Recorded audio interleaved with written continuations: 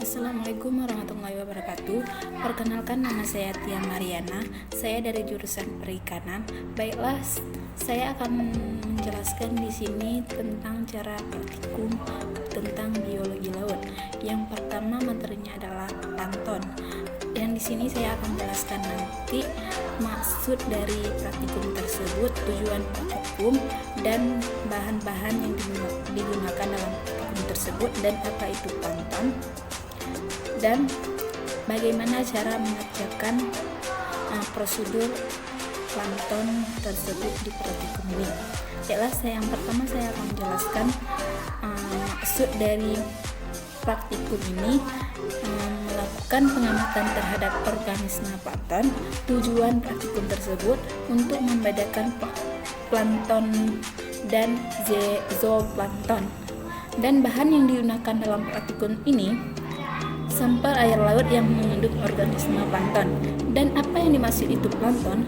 Plankton atau fitoplankton dan zooplankton merupakan makanan alami larva organisasi di perairan laut. Sebagai prosedur primer, fitoplankton memiliki kemampuan untuk memanfaatkan sinar matahari sebagai sumber energi dalam aktivitas kehidupannya. Sementara itu, zooplankton berkedudukan sebagai konsumen primer dengan memanfaatkan sumber energi yang dihasilkan oleh prosedur primer.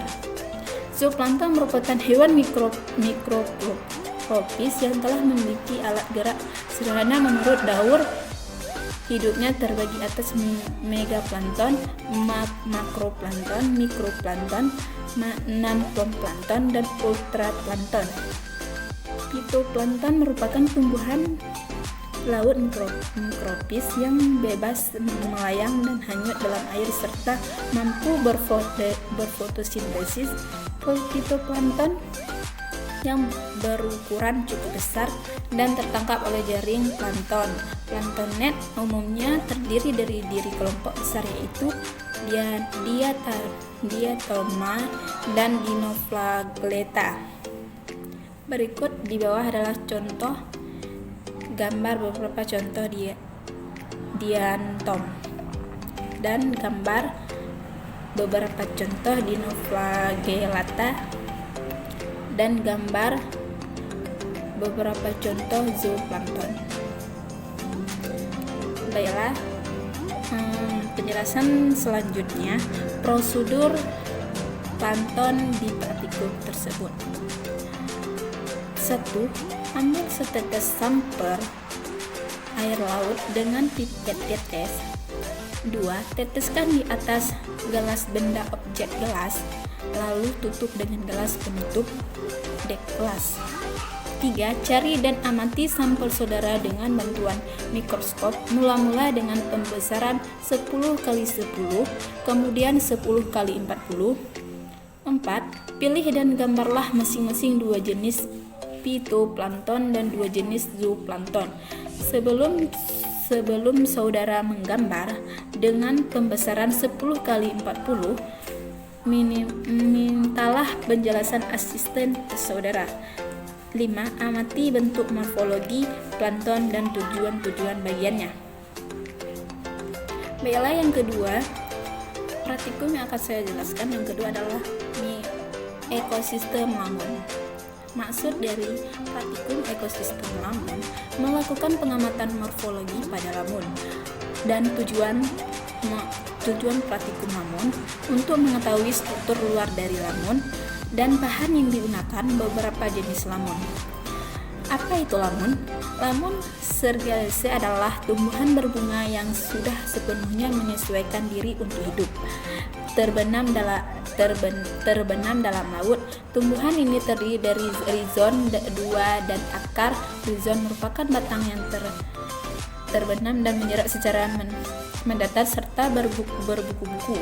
Pada buku-buku tersebut tumbuh batang pendek yang tegak ke atas, berdam dan berbunga. Pada buku tumbuh pula akar dengan rizom dan akarnya. Inilah tumbuhan tersebut dapat membenamkan dirinya dengan kokoh di dasar laut, sehingga tahap terhadap hembusan gelombang dan gas dan arus. Lamun hidup di perairan Dangkal yang agak berpasir sering pula dijumpai di terumbu karang, kadang-kadang membentuk komunitas pada lamun yang luas. Pada lamun merupakan satu ekosistem yang sangat tinggi produktivitas organiknya. Suku dari sekitar 50 jenis lamun di dunia, 12 jenis diantaranya hidup di Indonesia. Lamun tergolong divisi spermatophyta yang meliputi kelas Moncoledae dan bangsa Helobis. Ciri-ciri seperti bentuk daun, ukuran daun, ujung daun, urat-urat daun, dan penumpu akar dan rizom digunakan untuk membedakan jenis. Suku Hydrohadridae memiliki anggota dengan bentuk daun seperti pita bulat, memiliki pelepah dan penumpu. Rizom berurusan dengan panjang 5-40 meter. Pada rizom terdapat akar ada yang tunggal dengan diameter 2-5 cm, panjang 15 cm atau lebih, berbulu, memiliki virus baseline. Sedangkan suku Potagedonaceae memiliki ukuran tumbuhan sedang atau kecil. Rizom kecil kuat barus. Pada tiap buku terdapat tunas tegak dengan 2-4 helai. Dan berikut adalah gambar-gambar morfologi lamun tropika dan morfologi lamun dugong. Baiklah, yang selanjutnya yang saya akan jelaskan prosedur praktikum tentang morfologi lamun. 1. Ambil satu sampel lamun dan amati dan gambarlah morfologi luar dari lamun tersebut beserta bagian-bagiannya. 3. Catat dan deskripsikan ciri-ciri dari sampel tersebut seperti bentuk daun, ukuran daun, ujung daun, urat-urat daun, akar rizoma, ada tidaknya daun penipu, dan organ khusus lainnya. 4. Selanjutnya amati beberapa sampel lamun dari marga lainnya, deskripsikan dan bandingkan dengan struktur luarnya, dan mintalah bimbingan asisten jika mengalami kesulitan. Selanjutnya yang ketiga, praktikum makroalgae. Maksud dari praktikum makroalgae melakukan pengamatan morfologi dan makroalgae. Tujuan makroalgae untuk mengetahui struktur luar dari makroalgae. Bahan: Chlorophyllus, Pheophylliaceae, Rhodophyceae. Baiklah, maksud dari penjelasan makroalgae. Algae merupakan tumbuhan laut yang memiliki bentuk yang sangat bervariasi. Ada yang bersifat uniseluler dan ada yang multiseluler. Ada yang berukuran mikrofis. Mikroalgae hidup melayang bebas sebagai fitoplankton, dan ada pula yang berukuran besar, makroalgae, melekat pada substrat keras atau menjalar di dasar perairan sebagai fitrobentik. Berbeda dengan tumbuhan tingkat tinggi, algae tidak mempunyai akar, batang, dan daun yang berfungsi seperti pada tumbuhan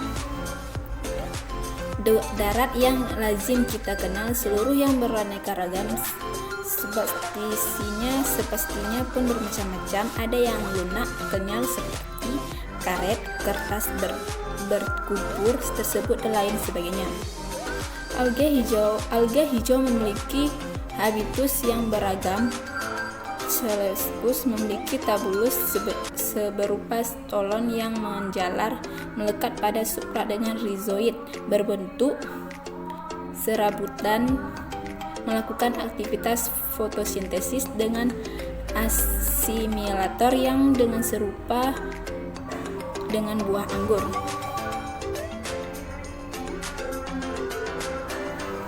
Alga merah umumnya memiliki tabus sederhana yang kenyal melekat pada substrat kertas berwarna kemerahan dan menempati habitat yang lebih dalam jika dibandingkan dengan alga hijau dan alga coklat. Senyawa kegiatan yang dikandung oleh alga merah membuat jenis tersebut menjadi komoditas ekonomi yang penting sehingga banyak dibudidayakan di Indonesia. Jenis yang dibudidayakan antara lain gambar di bawah: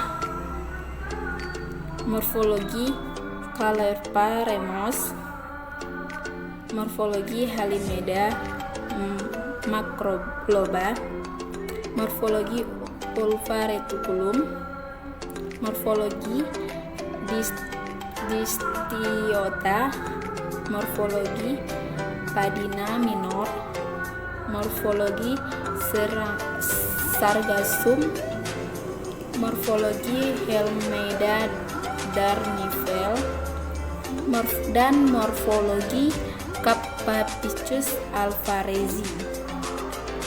Baiklah, sekarang saya akan menjelaskan prosedur dari praktikum makroalgae. Pertama, ambil satu sampel makroalgae, amati dan gambarlah morfologi dari luar dari makroalga tersebut beserta bagian-bagiannya. 3. Catat dan deskripsikan morfologis dari sampel tersebut. 4. Selanjutnya amati beberapa sampel morfologi dari kelas lainnya, deskripsikan dan bandingkan dengan struktur luarnya. Mintalah bimbingan dari asisten jika mengalami kesulitan. Baiklah, yang terakhir, yang keempat, itu praktikum mangrove. Maksud dari praktikum mangrove melakukan pengamatan morfologi dan anatomi pada mangrove. Tujuan untuk mengetahui struktur luar dan dalam dari mangrove. Bahan yang digunakan beberapa jenis mangrove. Apa itu mangrove? Mangrove, kata mangrove belum diketahui secara jelas asal-usul sehingga saat ini Masne tahun 1968 menyebutkan bahwa kata mangrove merupakan perpaduan antara bahasa Portugis mangue dan bahasa Inggris grove. Sedangkan Masteller pada tahun 1997 menyatakan bahwa kata mangrove berasal dari bahasa Melayu kuno, manggi-manggi, yang hingga kini masih digunakan oleh penduduk di Indonesia bagian timur untuk menyebut tumbuhan di marga Avicennia. Beberapa ahli mendefinisikan istilah mangrove secara berbeda-beda. Tomlinson pada tahun 1986 dan Weckman pada tahun 1989 mendefinisikan mangrove sebagai tumbuhan atau komunitas yang terdapat di daerah pasang surut. Mangrove juga didefinisikan sebagai formasi tumbuhan daerah litoral yang khas di daerah pantai tropis dan subtropis yang terlindungi. Tumbuhan mangrove telah sepenuhnya beradaptasi untuk hidup di daerah estuaria dengan kondisi lingkungan yang ekstrim. Struktur morfologi dan anatomi mangrove pada dasarnya sama dengan tumbuhan tingkat tinggi lainnya. Namun pada mangrove dijumpai beberapa ciri morfologi dan anatomi yang khas sebagai mekanisme adaptasi terhadap lingkungannya. Mangrove mengembangkan sistem akar tunjung di daerah berlumpur yang labil untuk mempertahankan posisinya agar tidak mudah roboh. Sistem akar napas dan akar lutut juga dikembangkan untuk memperoleh oksigen biji. Sistem perkaranya. Sebagian mangrove memiliki batang dan kulit yang tebal sebagai pelindungan bagi kondisi lingkungan yang ekstrim, yang dilengkapi dengan jenis jentisel untuk memperlancar sirkulasi udara. Mangrove umumnya memiliki daun tebal berdaging struktur dan dilapisi kutikula, lapisan lilin, sebagai mekanisme untuk mengurangi penguapan. Secara aktif dan mangrove mengeluarkan kandungan garam memiliki kelenjar yang terdapat pada daun untuk mempertahankan konsentrasi cairan ekstrasel yang ada dalam tubuhnya agar tetap stabil. Mangrove beberapa penting dalam menstabilkan substrat, menerapkan sedimen, melindungi pantai dari badai, abrasi, dan intrusi air laut. Selain itu, mampu juga menjadi tempat untuk berlindung, mencari makan, bertelur, memijah, membesarkan anak, dan berbiak bagi berbagai organisme.